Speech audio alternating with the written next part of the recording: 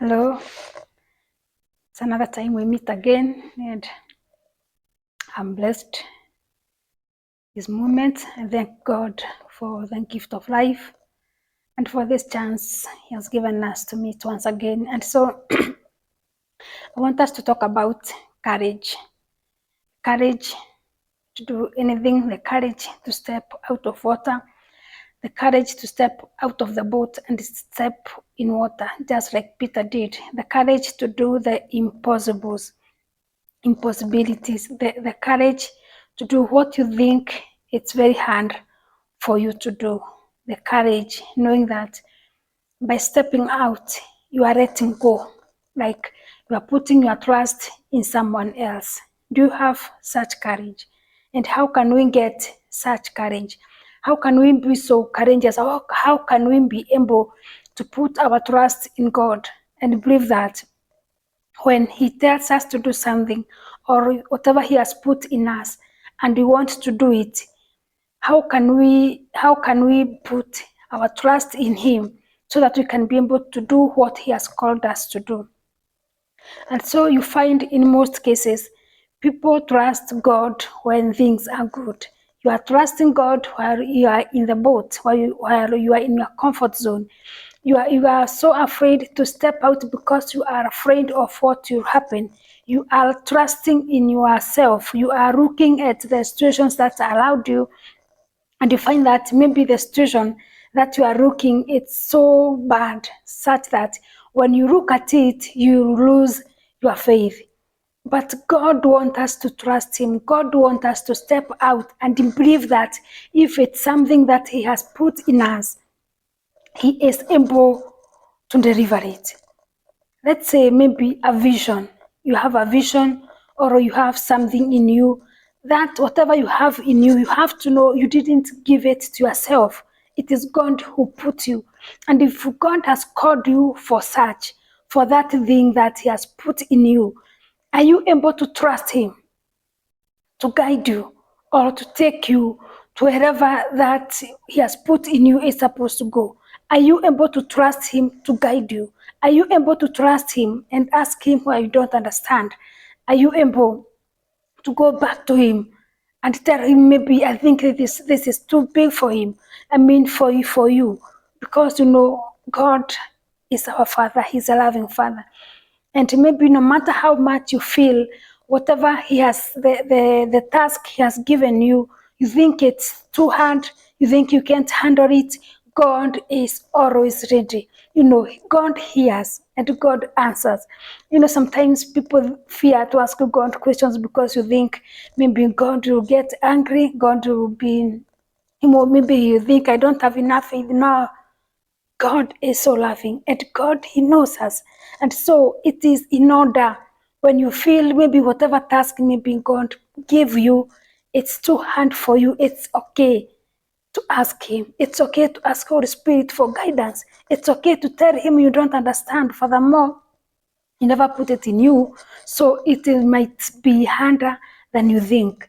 So I want us to see in ways in which we can be able to start stepping out of our comfort zone. We can be able to let go our fears, let go relying on ourselves, because you find obvious the thing maybe God has put in you, it is too big. You don't know where to start. You don't know where you are supposed to end. You don't know where you are supposed to post or even the things you need. And it is saying that when God gives you a task, He will provide everything that you need. Because you find sometimes God has told you to do something, but you start looking for your excuses. You know, I can't do this because I don't have this. I can't do this. And we remember the story of somebody like Abraham. When God told Abraham he will have a son, of course, Abraham was over 100 years and Sarah was also very old. And we see Abraham in the word of God where he says that he knew God was able to call back dead to life. And he was also able to call into existence that was not there. And so the fact that Abraham, he knew in his own capacity, in his natural, with his own eyes, when he looked at his body, and the womb of his wife Sarah, they couldn't have given children. But even though Abraham did not allow that to shake his faith, he says that he was fully persuaded, he remained convinced that God was able to deliver what he had promised he will. God had power to give him a son because that is what he had promised. And so we can see Abraham being a good example of how we can be able to take out or to remove whatever is that we see with our own eyes. And he believed that if God said he will do that business, you may think maybe I don't have business skills. Says who? The one who put it is the one who is supposed to tell you cannot do that because you don't have a certain skill. If he is able, let's look at it like this. If he is able to call back the dead, back to life, and if he is able to call into existence that is not there, so what is that? What is it that can stop you from doing what he's calling you to do? Maybe it's a business, maybe it's a career, maybe it's whatever it can be, and you think it's too big, and you think it's bigger than whoever called you to do it. You see? So now when you remove your trust in you, when you remove whatever you see with your own eyes, when you stop judging the situation or circumstances according to what you see and you let God be, you talk to yourself and you say, if God said this, he will do it. Just like Abraham. Abraham knew and he was fully persuaded, if God had said he will give us a son, that is what he will do. And he never allowed his circumstances, his body, his wearing body, his wife's body, which was also very old. He never, at any single minute, allowed that to make him make a decision depending on what he saw. But he decided to believe what God has said. And so that is a good example of how you can be able to remove the circumstances that are surrounding your situation and step onto what God has called you. So it's upon us. Wherever we have a task or wherever God has called us into maybe a mission or a business or whatever it is, maybe in our lives. It can even maybe it's and since you are sick. And God is promising us, we have already been healed.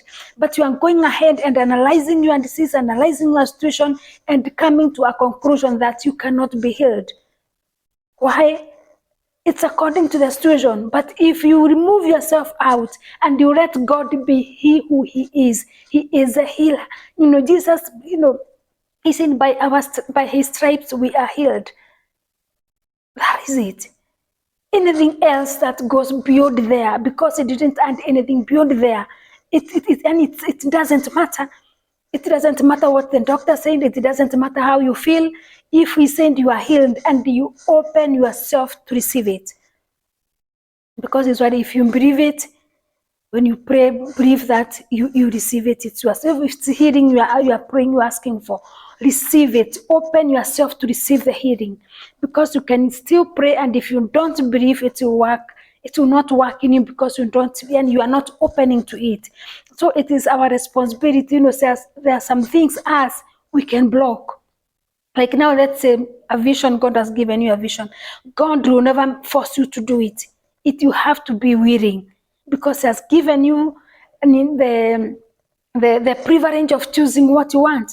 So if you choose to walk, to obey, and to walk with Him, He will walk with you. If you choose not to obey, you still respect that, because He is God, and He doesn't want you to do that like, He's pointing a gun at you.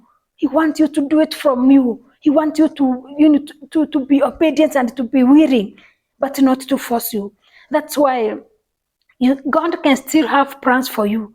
God can still have big visions for you, and they may not come to be fruitful, because I am putting the block. I am blocking the blessings. I'm blocking the vision, because I being here, the vision has to be manifested through me. Maybe it's that business you are supposed to do. If you don't take the step, if you don't get out of your comfort zone and maybe go look for the house, look where you can get, because what God usually do, maybe He has told you to put that kind of business. So what He'll do, He'll arrange things for you. Maybe you go to look for a house, you find a good house with a good deal. You go where you are going to get your stocks. You find everything around. Maybe the money you have, you find it's enough to do the things that you want to do. But not unless you take the step of going to look for the building, you go to look for the stock, you go look for anything that else you need.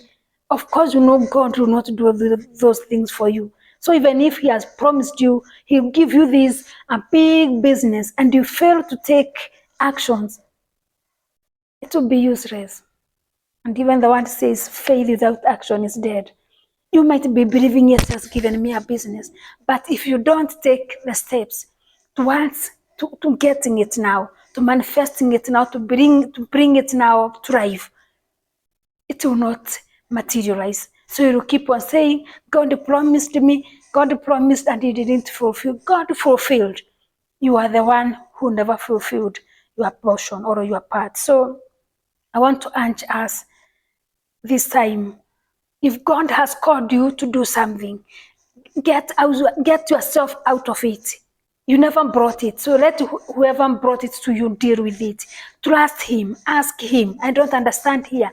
Get up, take the risk, because He knows what He's doing. So trust Him, let Him be. Give Him all your doubts, give Him all your fears, give Him all your excuses, and let Him do whatever He had promised. Let Him deliver what He had promised He would deliver, because He will definitely do it, because He is God and He never changes. So once again, as we end this, I want to remind us, let's not be the ones who are blocking the blessings or blocking our destinies. God has already given us, God has already put His vision in us, so it's up to us. Even if it's in us, it's not our dream, it is His dream for us. Those are His plans for us. And so if we don't take initiative on the plans that He has given for us for our own lives, you live a miserable life while God has good plans for us. So let's take this seriously. Let's go back. Let's do self-inventory. Let's look for the things that God has put in us, and we are afraid to do them because we think they are too big. They are not big. It's because you are looking with your own eyes or your own capabilities, while you are supposed to know the one who put that thing there, that vision, that big vision you think you can't accomplish on your own. That is the truth. You can't accomplish it on your own. You need God. And when you connect yourself with Him and tell Him, I know, yes, you put this vision here and it's too big. Guide me on how to go about it. He's so faithful. He'll guide you all the way through. And when you go wrong, He'll direct you. So let's learn to trust God, and always, and if we feel like we are in doubt, let's ask Him to give us, the wisdom to be able to remove doubts and put faith, so that His plans for us, that He has put in us for our lives, they can come to be fulfilled. So thanks so much, and see you next time.